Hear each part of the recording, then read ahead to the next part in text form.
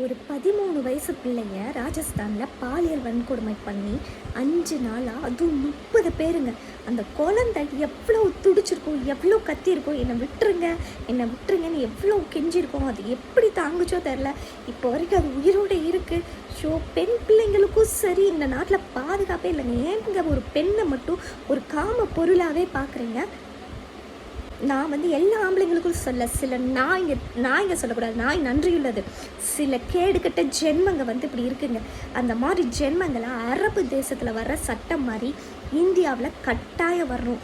கொஞ்சம் கொஞ்சமாக அவங்களுக்கும் நரகமாக துடிச்சு அவங்க சாகிற மாதிரி சட்டம் இந்தியாவில் வரணும். இந்தியாவில் இந்த மாதிரி கொடுமை மாதம் 1, 2, 3ன்னு நடந்துக்கிட்டே இருக்குது. எல்லோரும் இன்ஸ்டாவில் யூடியூப்லன்னு ரீல்ஸ் போடுறாங்க. அப்படி எத்தனை பேர் போட்டாலும் செஞ்சாலும் இது ஏன் பிரயோஜனமே இல்லாமல் இருக்குது? ஏன் இந்தியாவில் இந்த மாதிரி சட்டம் வரவே மாட்டேங்குது? ஃபஸ்ட்டு நான் சொல்லிடுறேன். அதாவது ஆண் பிள்ளையை பெண் பிள்ளையை வளர்க்குற அம்மா அப்பா 2 பேருக்குமே நான் என்ன சொல்கிறேன்னா, ஆண் பிள்ளை வளர்க்குறவங்க சின்ன வயசில் இருந்தே ஃபஸ்ட்டு அவங்க வீட்டில் இருக்கிற அப்பா அண்ணன் தம்பி இவங்கெல்லாம் சொல்லி கொடுங்க.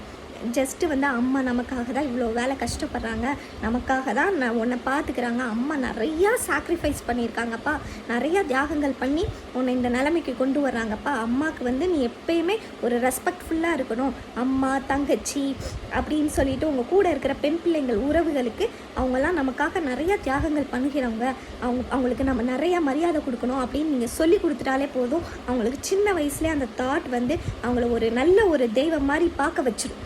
அதே மாதிரி தான் சொல்கிறேன், ஒரு பெண் பிள்ளைக்கும் சொல்லிக் கொடுங்க.